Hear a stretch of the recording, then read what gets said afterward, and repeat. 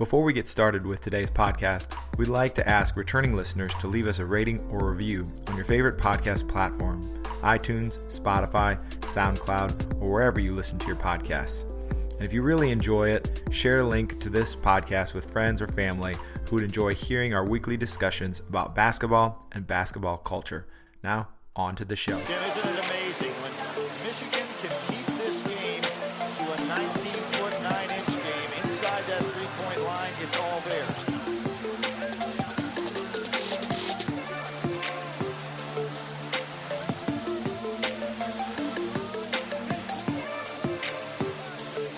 Nice move by Steve Fisher here.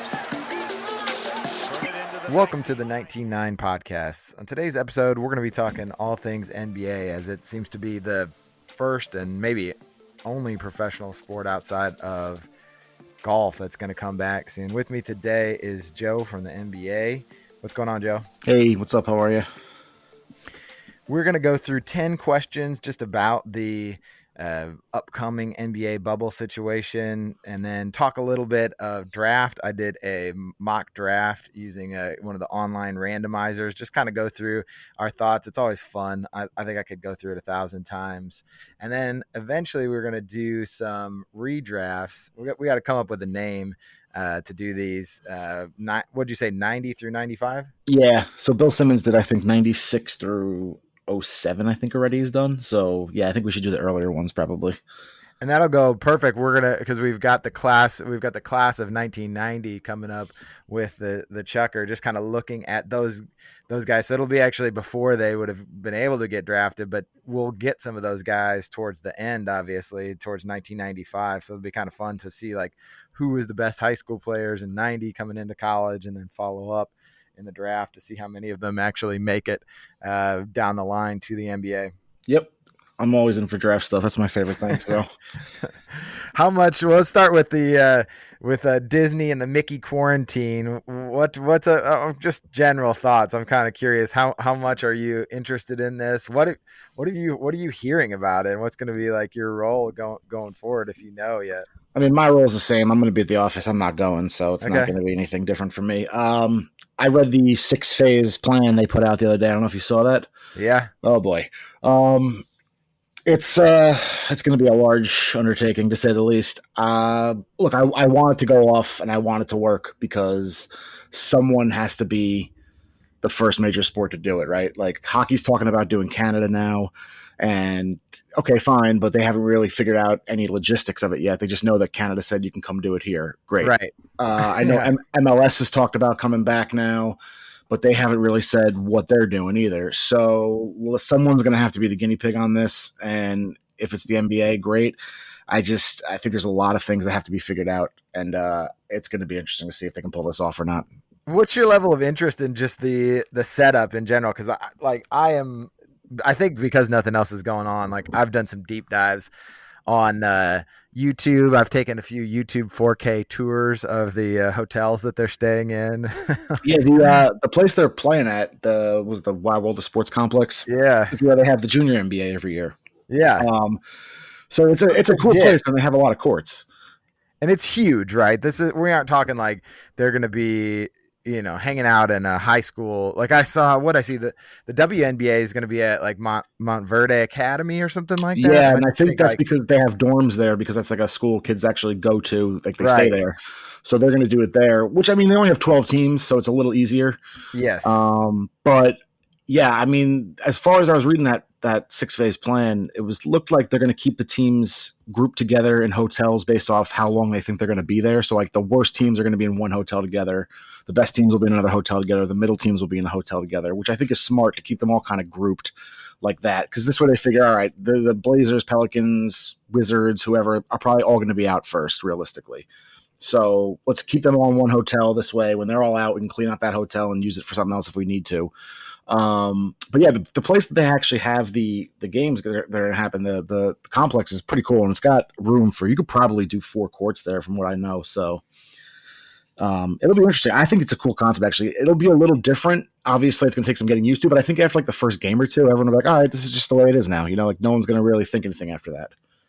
Yeah, I agree. I mean, I think everyone adjusts pretty quickly to whatever's going on, and you're just so hungry to watch any kind of sports. Like I've been talking about it. Like I said, if I'm willing to watch a video tour of the hotel that they're going to stay in, I'm pretty sure that an actual game, no matter what it is, I'm in. Yeah, yeah, I think it's going to get that point. I mean, it's getting to that point for me already. I'm so exhausted from like the news and everything that goes on in I the world that know. like, please give me some kind of distraction at this point that I can just for a couple hours just distract myself. So I'm hoping this goes off without a hitch, but you never know, right? Like all these different factors playing, who knows? Yeah. And I know you can't. I don't know how much you can say about the league and the social issues, but I'm hopeful that from just a personal standpoint that they are able to come together and use it as a platform to make some positive change. Because To me, it makes more sense to play and use that platform because let's be honest. Like I said, I think I said this last time. The ratings are going to be through the roof. yeah, Like there's going to be more people watching the NBA probably than ever before when this goes off because what else is there to watch? yep, So like to me, it makes the most sense. I understand some grievances some players have about it, but sure, at the end of the day, like it is your job. They're asking you to come play, and it's a chance for some of these guys to win a title. Like Dwight Howard, I understand your issues, but if you want to win a title, this might be your last shot, man. Like no, I don't know. almost certainly I don't right. know if he gets another shot after this, because who knows if he comes back next year to the Lakers, whatever it may be. So it's like, if you want to win a title, man, this might be your only opportunity. But again, like you said, this platform's so big and there's going to be so Yeah, many eyes on it. Use that in a positive way then. And I think that's the way to go. Because look, you're not going to solve all the world's issues in the next 2 months if you don't play basketball. It's just the way it is. We never solve the world's issues. They take a long time usually. So to me, it's like, use this platform. This is the best way to get your message out, I think. And the NBA is going to let them do that. The NBA is not going to try to stifle that, I don't think. So to me, it makes the most sense to try to use it as best you can. my hope is that the NBA and the NBA Players Association seem sort of like the idealized version of a partnership. I know that the players represent the product and what the money's made off of, and I can understand some of what they're saying, but I also feel like right now the way things are set up, it's something that the players have agreed to, and like you said, it is a job, and I think that the way that you can affect change within that job at least is to ask the employer, the NBA in this case, to speak out for the causes that you care about, and if the players can get together and stay unified, I think that they could ask for a lot and deserve a lot, and I think that I hope that they keep working together as they have. It really seems like, unlike baseball, where it just, I don't know what's going on. Baseball is a complete mess right Oh now. my gosh! Like, I don't even I don't even know if there's going to be a season this year at this point. yeah. And the worst part for me as a baseball fan is I don't hear a lot of people like. I don't hear the outcry, I don't hear people like writhing and like, oh my gosh, there's not gonna. People just seem they're Well, only focused on other things. I think the other thing too for baseball now is that we're talking. It's like getting towards the end of June. We're getting towards where the All-Star break would have been already. Right. So it's like, if you haven't come with a resolution by now, I don't know. Even if you play, like, I would have rather seen baseball if they had gotten to a point where it was like, oh, we'll do half a season, we'll do 81 games or whatever. Okay, fine, whatever. But like, we're getting to the point now where they're gonna, if they play, they're gonna play like a 50-game season, which to me is like, that's hard to really. As far as baseball goes, 50-game season does not really work. And then they're going to be like a 16-team playoff. And then you're talking about like, oh, the team that won the World Series, are they really World Series champs? Because everything was different this year. Like, I don't know. Baseball's in a weird spot, and I don't know if they're going to even happen this year. So the NBA needs to really make sure they got everything together, because I feel like they have a real opportunity here to seize the entire summer basically for themselves at this point. Yeah, baseball, because baseball would be running into now the NBA, the NCAA, football, Mm-hmm. NFL, maybe even in the NBA finals at some point. Like, it would be. So They're gonna have to run the gauntlet now, and it's just like they've had months where they could have come together and had, like you said, had the opposite, had the summer to themselves in a real way, and it's disappointing. Yeah, I'm ready. I mean, I'm a big Yankee fan, but I'm ready to punt on baseball this year and just say, all right, if you guys can't get it together, then whatever, I'll wait till next year. But I mean, that's a shame, because baseball's had this problem before, and the strike season in '94, and then they got everybody back to a degree with the home run chase in '98, and then now it's like they're going to start driving fans away again. Like, I don't know what they're doing. They're a mess. Yeah, a mess. Well, I've got about 10 questions about the NBA. Let's get get back to the first kind of the big one. Will the NBA be able to keep the players safe and crown a champion? What do you think? Yeah, I think so. I think the only thing, I mean, obviously, look, there's a lot of things that can go wrong as far as like someone getting sick. It's only going to take one person to get sick to maybe potentially throw this whole thing off. But I also think they've already said, like, if we start this, we're not stopping. Like, Someone's going to get, like, I think that's a misnomer too. Like the part of going in there is assuming some risk. Like, you're bringing people from all over the country to one location. They've been on their own. A lot of them have been doing positive things, but I think they're going to start doing testing next week, right? something like that. I was, again, that plan had it all laid out. Like, Yeah. it was like, So so some players are going to test positive. I know just with the college football guys coming back on campus, there have been clusters of them that have. I think one of the teams had like 23 guys yeah, it's test Clemson. positive. Yeah. Yeah, Clemson. Yeah, so I think that's going to happen. That where some players test positive. I mean, the real thing is, it's a matter of like, all right, and this is the kind of thing I've said when I've watched the news recently, and they're talking about, oh, coronavirus cases are spiking. It's like, yeah, well, they're testing more than they've ever tested before. We're Yeah, doing tons of tests in every state now, so naturally cases are going to go up. The key for me is if hospitalizations go up. If right. hospitalizations go up, that's a whole different story. Then we got a problem.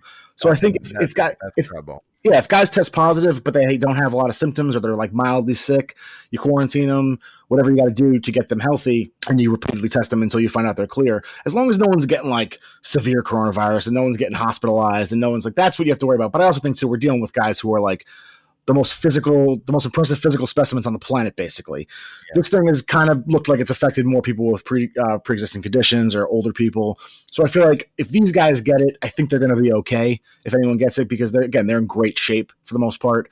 Like, most of them don't have underlying health issues. Now, I understand if you do and you're a little worried going there, that's a different story.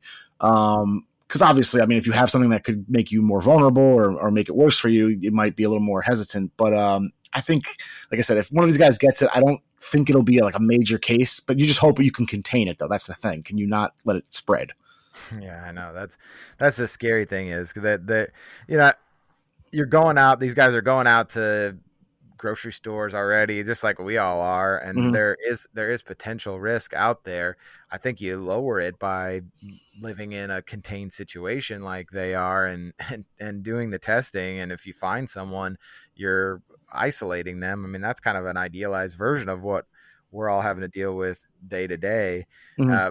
I think on the opposite end of that, it does seem to really spread when people are in close contact. So playing basketball, not exactly the most ideal situation to put people into, where you're going to be that close. Some of the other sports have an advantage in that way. But I mean, the thing is, for me, it's like, what I don't understand is like, all right, if you're testing people every day or every other day, whatever they're going to do, if you're testing, let's say you're gonna test guys on game days, regardless, right? So if I test everybody on game day and they all come up negative, most likely no one's going to contract it by playing against each other. Do you know what I mean? Right.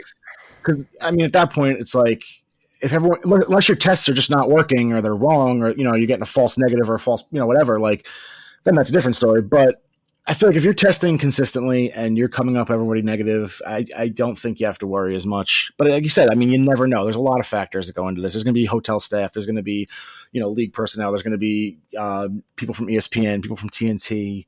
So, like you said, you never know. It's going to be, like I said, it's the guinea pig for professional sports right now. Yeah, someone's got to be the one to try it out and see, because otherwise there's no season next year either. Like, if this doesn't work, then Exactly. So it's over. Exactly. So we need to try, and I think we can't just, like, we've all halted our lives for the last couple months, and we've seen what's happened because of that. And I think, like, it's going to be hard. Look, there's professional sports leagues. Obviously, they want to make money. And it'd be one thing to tell them, all right, you lost this season, whatever, you move on, no big deal. But if you tell them, like, oh, well, you're going to lose next year too, then I think a lot of these leagues are going to start pushing back a little bit and be like, we can't shut down for 2 years. It's just not feasible. You know what I mean? Like, we have a lot of people to pay. We have a lot of players to pay. Teams, like, we can't shut down again. So I think it's going to be tough if this doesn't work, let's say, to be like, well, now you can't play until we get a vaccine or we get this figured out. Then it's going to be, forget it, man. I think with the NFL, everyone's going to push back on it.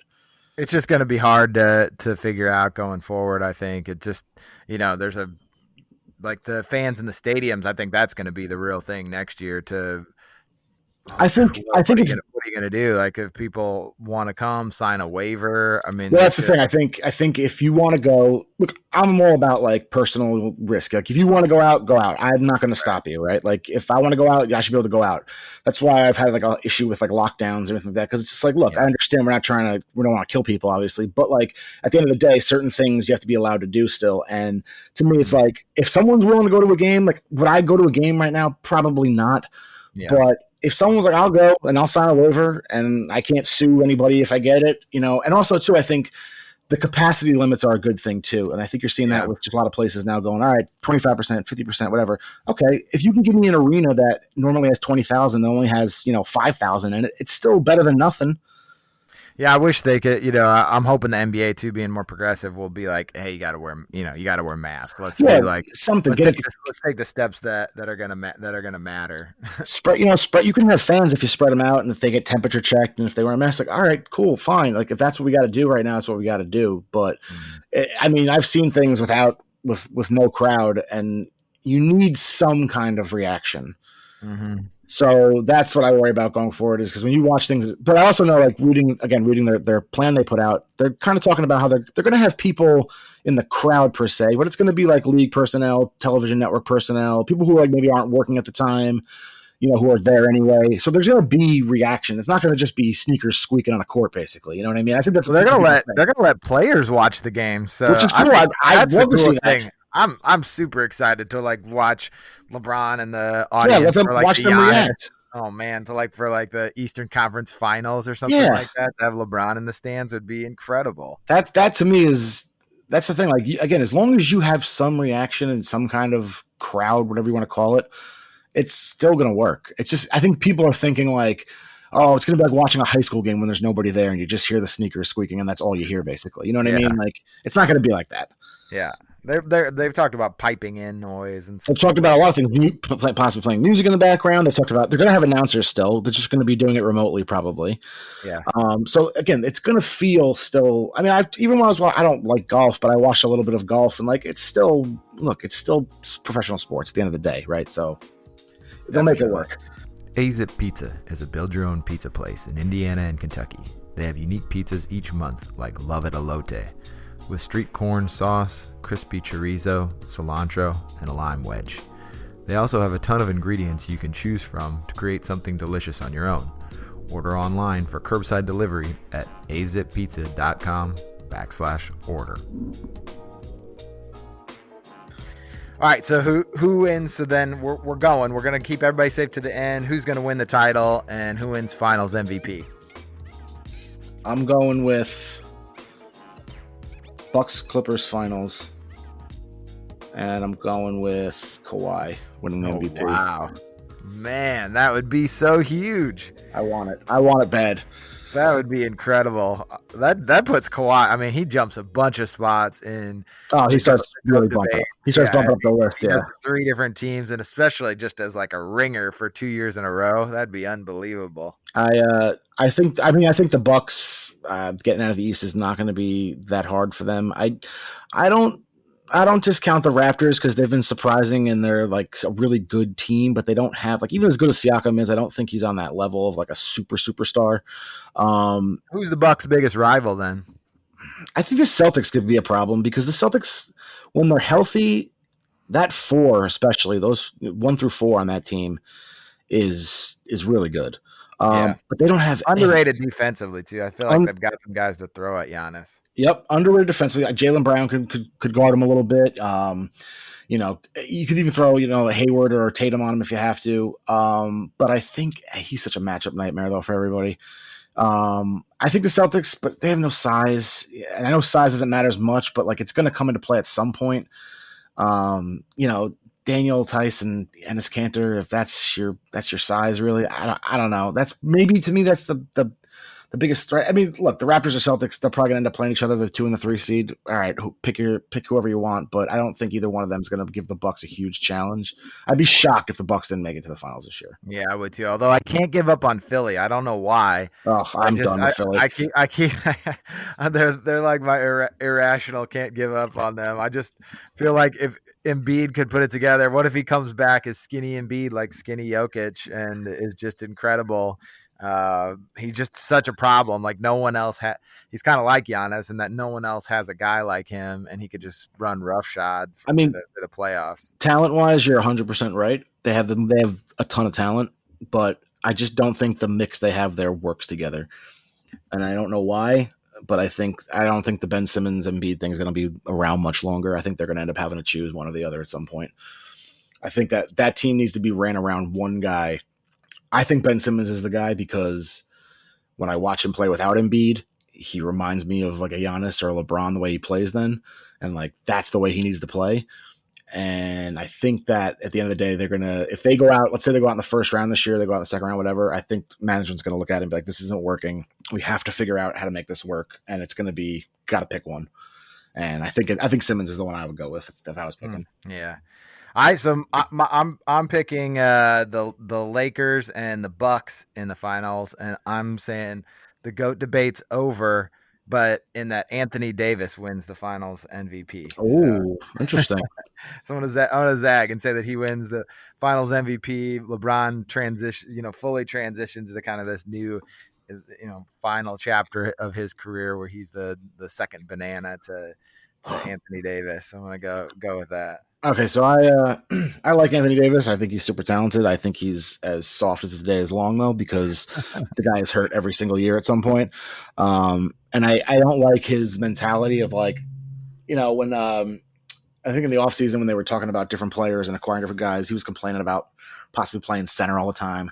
Right. It's like dude, just you're 7 foot tall, you're long, like just you're not gonna. It's not like you're banging down under the basket all the time. You step out and shoot threes half the time. So I don't know what he was complaining about. I just think I think some of these players, man, their mentality is just a little soft, and like I think he's one of those guys that, as good as he is, I don't know if he ever wins because I don't know mentally if he's not a LeBron mentally. Even he's not a Kawhi mentally to me. He's not that guy who like. We'll see. Everybody isn't until they are, right? If they knock out the Clippers, he's gonna have to show something, or if they go through that Western Conference gauntlet. I mean, yeah, I agree with that, but he's just one of those guys that gives me that vibe of like similar to Dwight Howard, like really talented, but he's just never going to get over that hump unless he just decides like, he has to man up and be like, I'm going to go take this because I'm more talented than everybody. I mean, like Anthony Davis is. You would have said that about LeBron though, right? Till 2000 through 2011. Right? Here's the difference with him though. I think he is on such a different level talent wise than everybody else that it was almost impossible for him to not get at least one. I feel like. But you don't feel like for the center position in this, because he's going to play center in the playoffs at least. Yeah, in certain sets, at least a good amount. I mean, he's the most talented guy at that position in the league, I think. I mean, who else is there? I agree with you, but I'm talking about just like the general, like there are a few guys like LeBron talent level, right? Like that's like a different level of talent, right? Yeah, where like I agree. I just think that we've seen guys who are super talented who've never won a title. For whatever reason, right? Like guys who are like positionally matters too. I just think it matters who's guarding you and who you're going up against. If okay, but I'll give you an example. Who's guarding? Like think about the Western Conference. Who's guarding Anthony Davis right now? I think that matters too. Like LeBron, teams have now geared themselves to guard LeBron, right? But no one has got a guy to match up with Davis in the same way. Okay, so here's where I'll disagree with you. Then, so let's say they get to the Western Conference. They get to the finals and they play the Bucks. I'm going to put Giannis on him, and I'll take my chances all day with that. Giannis is big. Giannis is long. Giannis can stay with him. There's no question about that. He's a great defensive player, and he's long as hell. Can Anthony Davis match up with him for 7 games? You know what I mean? You gotta have Giannis on LeBron though. You can't. I don't think you do. Depending on I guess how the Lakers want to play it though too. Because look, LeBron has shown this year that like he just decided he wanted to lead the league in assists, and he can, right? Like he just And decided, either I'm way, going to lead assists this year. the thing about the Bucks matchup is that doesn't really matter because you're going to pick and roll all day with LeBron and Davis. It doesn't really matter who Giannis guards. It matters who the other guy is because they're going to just pick and roll that to death and get the matchup they want. Yeah, but I'm talking about like those. Like I understand that to some level, but I also think that they're going to make it a point, especially in crunch time, to like make sure if Anthony Davis is playing well, like in crunch time, let's make sure we can get Giannis on him. And if that means not switching, if that means whatever it means. Now, again, that's dangerous because again with LeBron, you you can't never do that. know. You can't not switch with LeBron. Good luck. Really. But I don't know, man. Like I don't know. Like I don't think I think Anthony Davis is super talented, but I'm just not sold that he's like a guy that's going to go win a title and be the MVP. I don't believe it. I'm glad we disagree on it. That'll be a good one to see. Yeah. All right. Will there actually be a play-in round? They have this kind of little tournament setup, which I think was a cool idea. And we talked about it the last time when we were on. They did kind of a version of that. You were a little bit out. You were kind of out on it, and they didn't do it the full thing like we had talked about. They kind of did a maybe play-in. Well, okay, so they said you have to be within 4 games to have a play-in. Right. I think that's the rule, right? So I put it this way. I don't think the East is going to have a play-in. I can't see the Wizards. The Wizards are 5.5 games back, right? Yeah. So they're going to have to win a substantial amount of these 8 games. They got to go like 6-2, I think. And Orlando and Brooklyn both kind of have to, shit the bed a little bit. Definitely. So maybe the East, I would bet that the East does not have a play-in. The West, I think you will get one. I don't know how many teams will be involved in it. I don't think the Spurs are going to do anything now because now Aldridge is out. Definitely not. I'd say they're out, right? I think they're out. I think the Suns are not going to be a factor either. Are the Sacramento Kings going to this? I don't remember. Are they? I think they are. Right? Hold on. 1, they are. 2, 3, 4, 5, 6. Yeah, that's right. Yeah, they're going. Yeah. That's right. Okay, yeah. So maybe they're talented, but I don't know. Like, I think the West will get Memphis, maybe Portland, New Orleans. I don't know about Sacramento, man. Like they're young, they're talented, but it's gonna look. I like that. It seems like they're gonna match all these teams up together, kind of for those 8 games. To like all right, you're gonna play against the teams that are near you. Let's try to get to the playoff, the play-in tournament. So yeah, I think the West you'll see one. I just don't know how many teams will be involved, but the East, I think. Are you excited about it then? Yeah, I think it'll be cool actually. Then I'm actually thinking it'll work well. I think. Okay, good. Because I'm in on it. I think it's a great idea, and could serve as it's just like a test balloon. Like the All-Star game was this year. Like they found something that worked. They can tweak it now going forward. Okay, there's going to be stuff about it that works and stuff that doesn't work. So keep the stuff that works.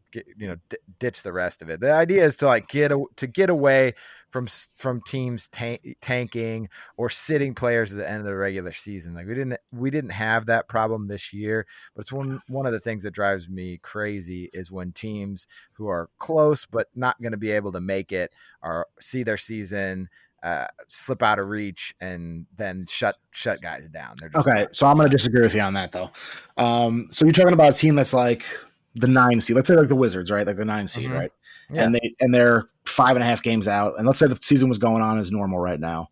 And then at some point they just go, all right, we're not going to make the playoffs, right? So like, what are we doing here? Okay, done. So here's where I disagree with you. If we didn't have a lottery, I would completely understand what you're saying. Mm-hmm. But if I'm the Wizards, do I really want to go get swept by the Bucks, or will I take my chances in the lottery and I could end up getting the number 1 pick because we've seen the lottery and how it goes sometimes.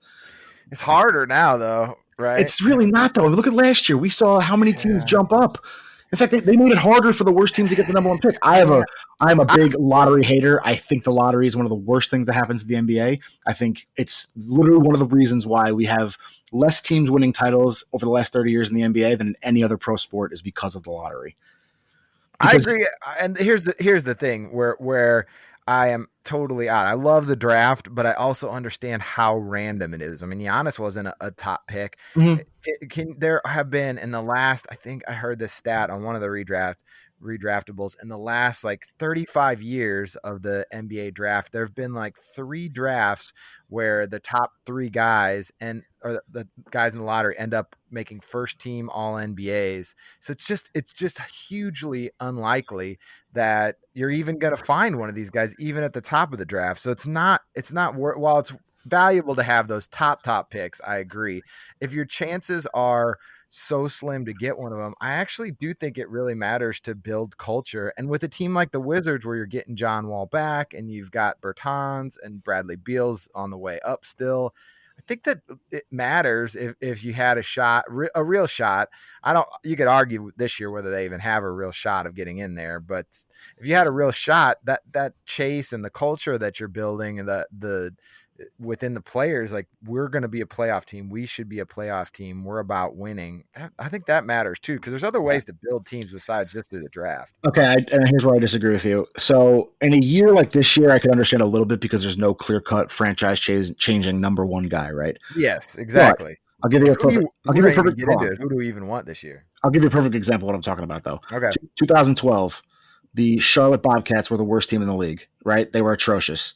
I don't even remember how many games they won. They won like 12 games or something. They were terrible. Yeah. They're absolutely terrible. Well, they didn't win the lottery.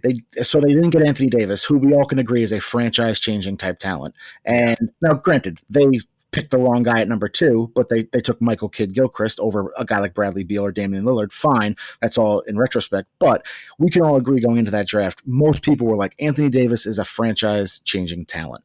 Right. And when you have that taken away from you because the lottery, and then you're set back now, and then you draft Michael Kidd-Gilchrist, and that doesn't work out, and then you're back in the lottery again next year, and you don't win the lottery again, or you don't get the higher pick that you're supposed to get, and you miss again, and then it starts setting teams back. Well, I think in football you'll see sometimes, like, a perfect example is the Colts. They lose Peyton Manning for the year. They are terrible because they have a terrible quarterback. Well, it just so happens Andrew Luck's coming out that year, and they end up with the number 1 pick, and they're like back in the playoff chase already the next season. You can turn so quickly. Where in basketball, I feel like with the lottery, you're setting these teams up to fail over and over again because you're not guaranteeing not every year you're going to get that guy that changes your franchise. But if you hit on the year where the guy does, like, we all can agree that it would have made a major difference for the Knicks this year if they would have hit the lottery and got Zion Williamson. I think it would have made a major difference for them. Of course. But exactly.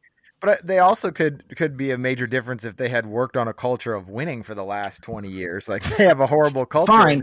No free agents want to go there. That's a problem too. But if you can't attract free agents, how are you supposed to build? Right? You're supposed to build the draft. But the Knicks can, and I think even then, look at the team we're talking about. Anthony Davis. I mean, he's not on the team that he. No, and that's my other problem. That's my other problem with the NBA. That's why I joked this past year when Zion got taken by New Orleans. I said, "Cool, what team's he going to play for in 6 years?" Right. Because he's not going to be there. Because that's the other problem with the small market teams. They draft these guys. They become superstars, and then they go, I want to go play in New York. I want to go play in LA. I want to go play in Chicago. I want to go play somewhere bigger. So that's the other problem with the NBA is the way the markets have kind of dictated how this goes now too. So these teams are kind of screwed unless your team like if Giannis wins the title with the Bucks, then it makes it easier to keep Giannis there. But if Giannis goes years without winning the title and contract comes up, he might look around and go, all right, I'm not winning here. I got to go somewhere else. If you get that player as a small market team, you have to win a title to keep them, I feel like. Or you got to be really close to winning a title to keep them. If you're not, they're gone. This is my whole problem again with a lot. You can't expect bad teams to get better if they don't get that opportunity to get those guys. I just think there's not a big enough difference if you're the 9 or the 8. Like, getting in the lottery doesn't matter as much as getting in the playoffs. I think that playoff experience matters because most of the time those 8 seeds are young teams. I disagree with you so much on that. Think about the Bucks, like how they built, or even the Raptors last year, right? They built a culture of winning, and then they went for it, got Kawhi. Now they lost him, but they still clearly have a solid culture around, and none of those guys are high draft picks. They just have used smarts and good trades and to build it that way. Look, and they've won the whole time, right? When was the last time the Raptors were bad? And I agree with you. And that comes back to sometimes management and hiring the right people. Fine, but my thing really is, though, like, I'm a Magic fan, right? Do I think it matters at all that we're going to be the 8 seed and get the shit kicked out of us by the Bucks in the first round? No, because that to me is not building a culture of winning. That's going to be a sacrificial lamb to get your ass kicked for 4 games that you don't even deserve to be there. I've been a firm believer in this too, that this is a crazy theory, and I don't care. If you are not over 500, you shouldn't even be in the playoffs. So if the East has 6 teams that are 500 or better, guess what? The Bucks and Raptors get a bye, because what is the point of playing the Nets and the Magic against them? They're just going to get annihilated. They're not going to put up a fight. It's not going to matter.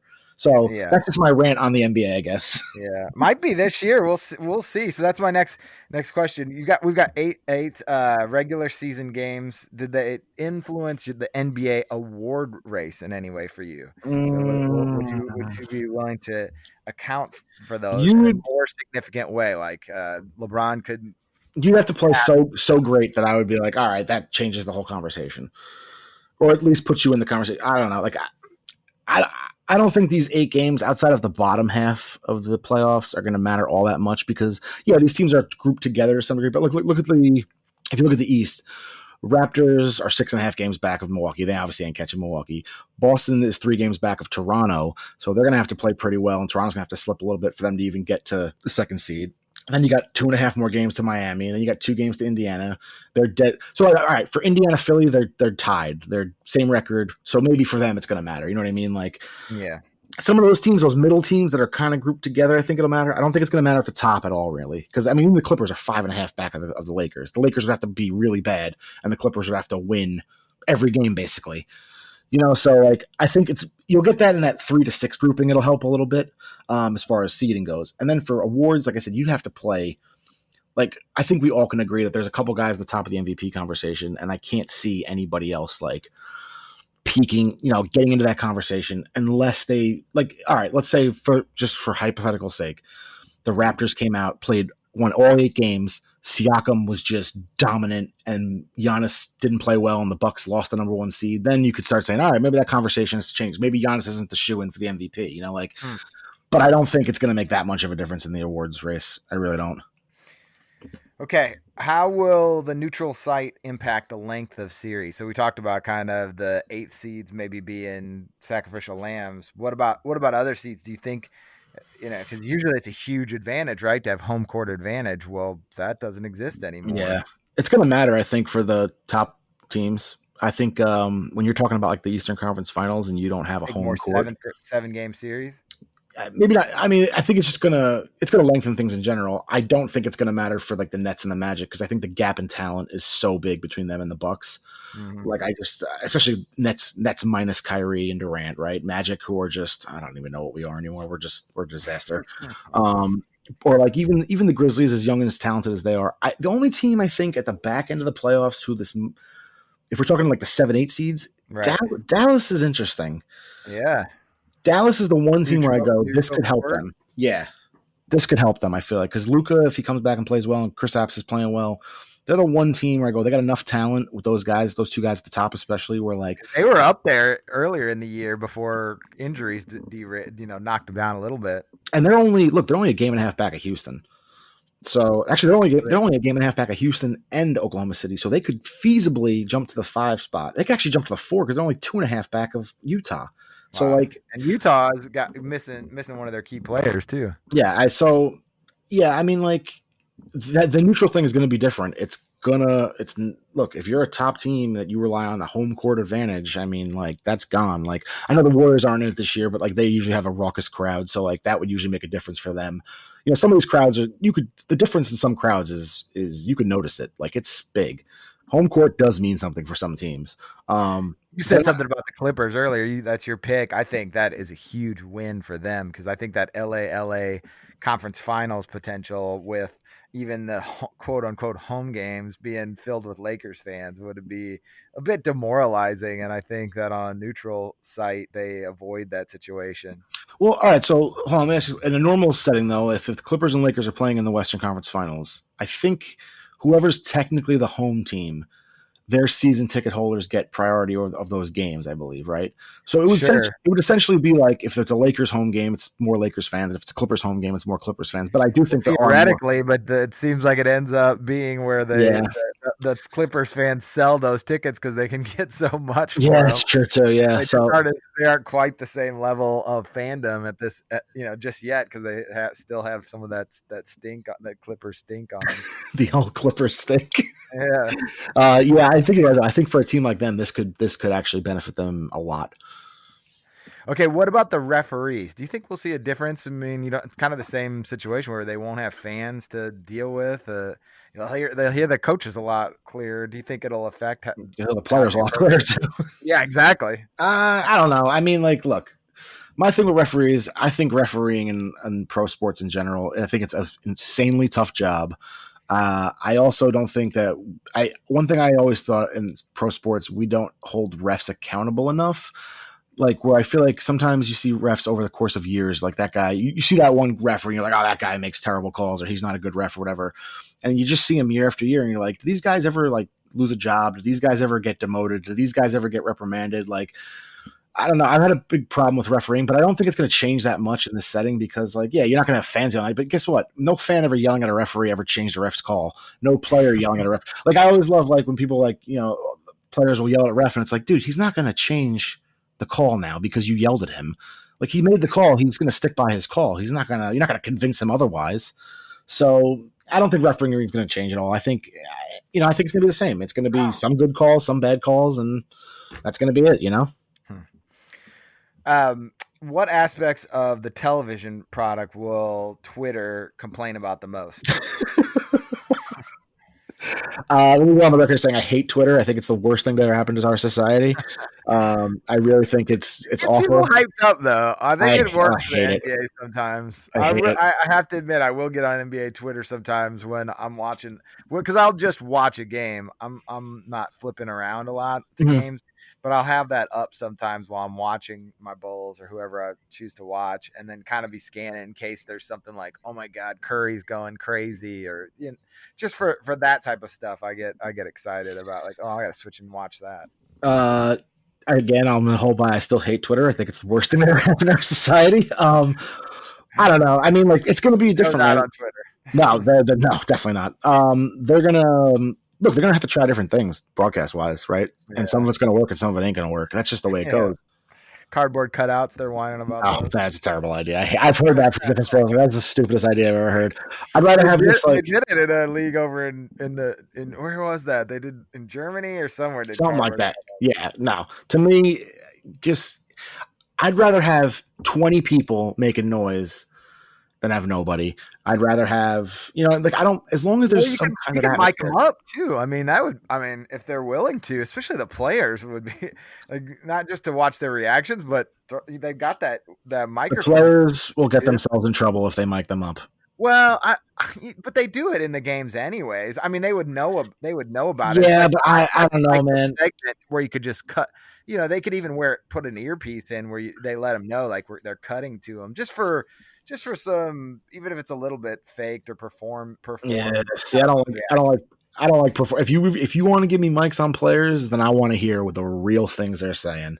I don't want to hear the PG version of what they're saying because they know they're on mic. Like when they go to the huddles on TV.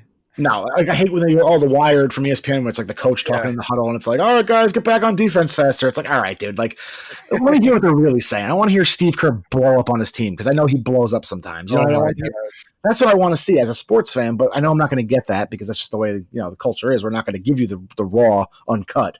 Yeah, I heard a little bit of it in The Last Dance, right? That's what I loved about it. I love some of that aspect of it, getting that. Mm-hmm. So, look. Mics, some players, I've heard that floated around, but I just think someone's going to end up getting themselves in trouble probably. So I don't know if it's the best idea or not. Makes sense. All right. How many owners are going to be in the bubble? And are we going to see an MJ appearance? No, I don't think MJ goes. He's on the golf course. Yeah, I think because the Hornets aren't going to be there, and B, because he wants to golf and enjoy life. MJ is a weird one, man. Like I don't. He's really well. I think the reason I put that in there and thought about it is that he's been uncharacteristically, especially how they portrayed him in The Last Dance, he's been much more involved with the social issues that have come up. So he could raise his Oh, profile okay, maybe okay from that in aspect. that way. Yeah, Like he could be the almost uh, representation of the owners, right? If maybe he from could, that aspect. I didn't think of that aspect. You might be right on that. yeah, I But think that'd be cool if he I stepped also into know that leadership role. I also know this is also prime golf season for MJ though too. So, Yeah, like I don't know. I mean, maybe he shows up, but again, like that's the other thing too. Like this is not like a they don't. I don't think they want people just coming for like a day or for a week. I think it's like if you're going to be there, you're going to be there until it's over, until your team's eliminated. You know what I mean? Like that's the whole point of I guess the bubble idea of it. So I don't know if they're going to want anybody whose team is not involved to be there. right. Again, Yeah. because who knows, right? Like you never know. Kyrie, that's Kyrie's whole thing. Like he's saying he's doesn't want people to go, but he's not going already. Yeah. Because Look, let me tell you something. I'm done with that guy on every level. yeah. I like him he's a super talented player, like super talented. When he plays, he's phenomenal. But he plays like 20 games a year at this point now. He's always hurt at the wrong time. He thinks the earth is flat. I'm done with him. He's always causing problems. I'm the opposite because I love talking about him. So I think he should just keep going. Like live your life, Kyrie. This is your chance. Like he can say whatever he wants, and in 5 years, no one's gonna listen to him because he'll be out of the league and it won't matter. So live your best life now. Get it out there if you want to. Man, it's great for content, and we're finding a lot of differences now. At least on this one, it's not the flat Earth one. At least maybe, at least it makes more sense what he's talking about. Yeah, he's seeking something positive, so yeah. I'm even more on board with that.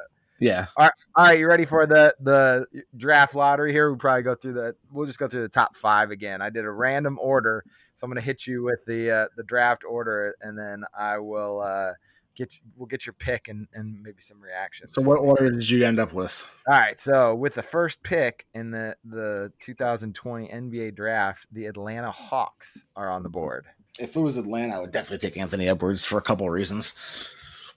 Their biggest weakness is at wing still, even though they did just draft 2 last year. I think that like obviously you can always have more talent.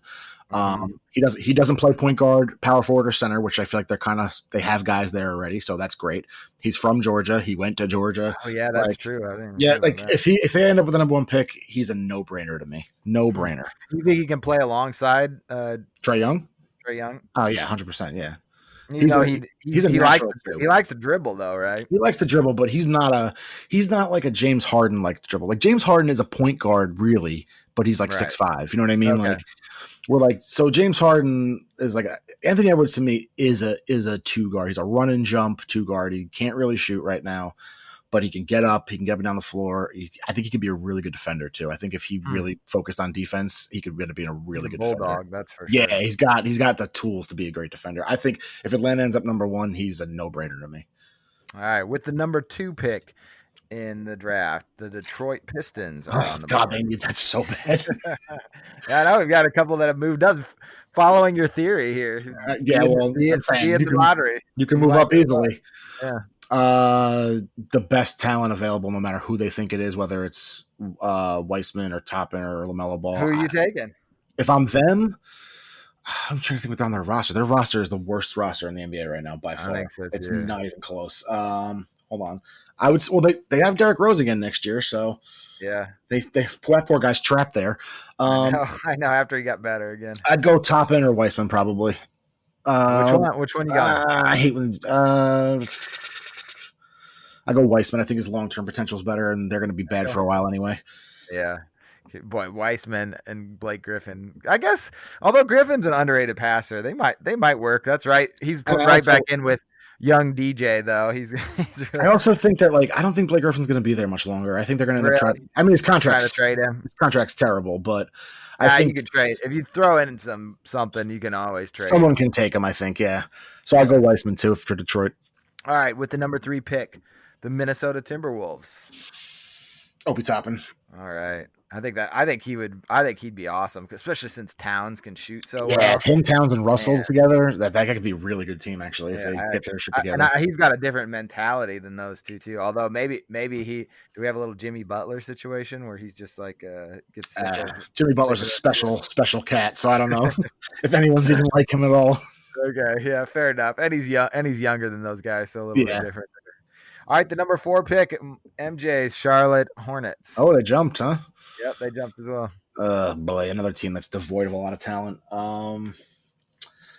I guess I don't know. I mean, they have a couple young guys that are decent. They got Bridges. They got what's his face? Who am I missing here? They got Bridges. They got Monk, who's okay. PJ He's Washington. They got PJ Washington was actually pretty good last year. He was better than Yeah. I thought he would be last year. Monk. If he is he back yet? He was on suspension. Who?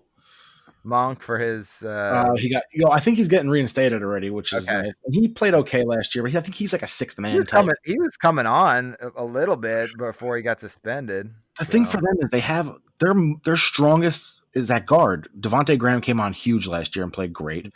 Terry Rozier was good for them last year. Bridges is. I mean, they're not bad. I don't know. Again, best available talent. LaMelo? I think you have to take LaMelo, but it gives them some. I think that's actually if the dad doesn't balk, it gives them some star power because if anything, that's what they're devoid of. Yeah, they don't have any star power. You're right. Name to get eyeballs. They need someone who's going to make people feel something about that team. So I think he is talented. Like I think he's 100% talented, and seems like a hard worker. So I don't think that Jordan would hate having him on the team. I'd love to see that Jordan and LeVar clash, though. I think that would come at some point. Oh, for sure. So that would be interesting. So you know what? Let LaMelo go to Charlotte, please. All right. And we'll stop at 5.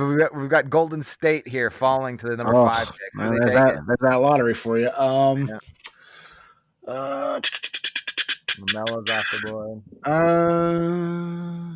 Here's a guy that I really like. And I think if he gets to work out for some teams, he's going to maybe not shoot up, but he's going to stay in that top 10. I like Tyrese Halliburton a lot. Interesting. I watched, so Seton Hall played them twice this year. We played them back-to-back games. We played them in a tournament, and then we literally played them on the road the game afterwards. And he was a problem for us. He's big. He's 6'5". He can play the point guard.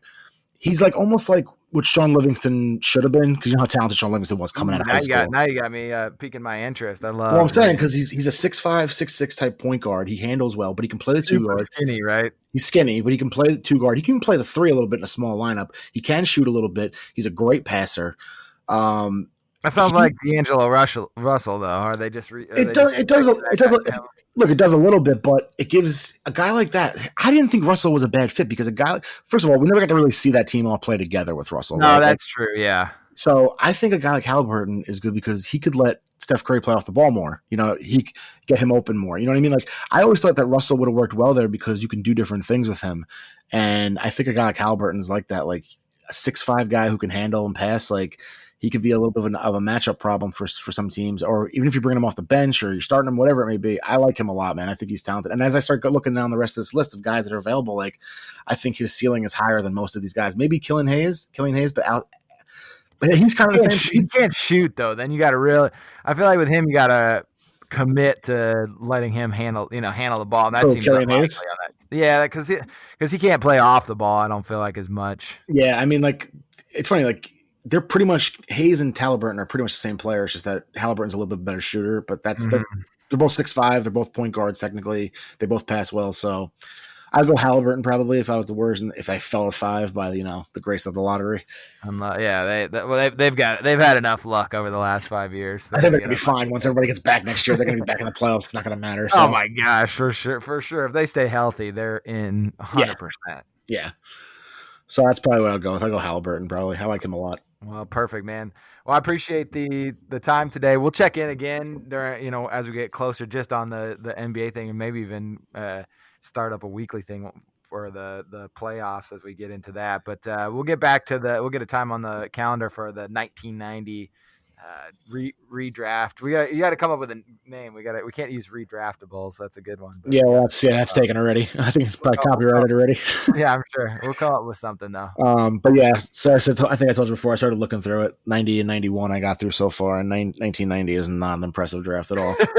You start finding some of these guys, you're like, man, this starting with 1990. Oh man, these drafts. Some of these drafts you look at, you like you see some of these guys they took. You're like, what were these teams thinking, man? My God! But the draft was also This goes with my theory though. Like everyone gets super excited about the draft, and there are just not that many that really reshape the face of the league. it's funny though. Like just looking back at the old drafts, like if you were a first team All American back in 1990, you were going in the first round. It was pretty much a lock.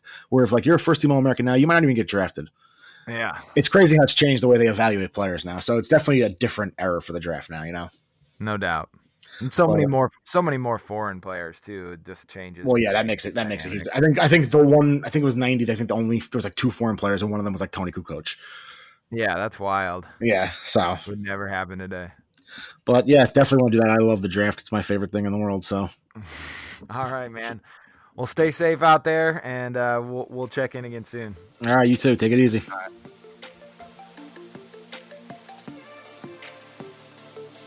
Thank you for listening to the 19.9 podcast with HVS, the High Volume Shooters. For more information, check out the blog at 199.com under HVS. And while you're there, do yourself a favor and pick up some retro college shorts.